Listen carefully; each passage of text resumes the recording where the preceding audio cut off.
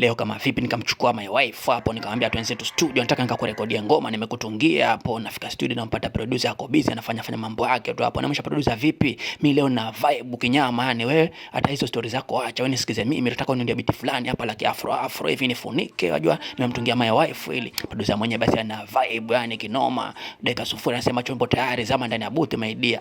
My wife anashangaa hizi my dear vipi hizi? Ndio maana wanapenda kuja studio kila wakati tu. Producer ni mbonye huku.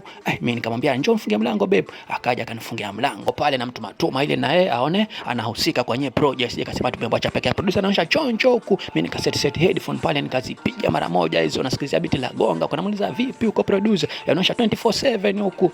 Ni tayari mwanangu. Nikatulia pale ni vizuri, nasikiliza beat la gonga au nikakamua. Vibe ile inazidi kupanda, na mwimbia my wife pale, mimi nakamua kwa hisia kabisa yani. Naona producer anazidi kusmile, tunajua hapa kitu tayari hapa chonjo hapa. Dakika sufuri ngoma hiyo itakuwa nishalimaliza. Ile producer anaonyesha chonjo huku, umeua my dear, njoo umeua my dear, njoo usikizie huku. My wife pale ananihagi, nyimbo yake imekuwa kale, nasikia raha.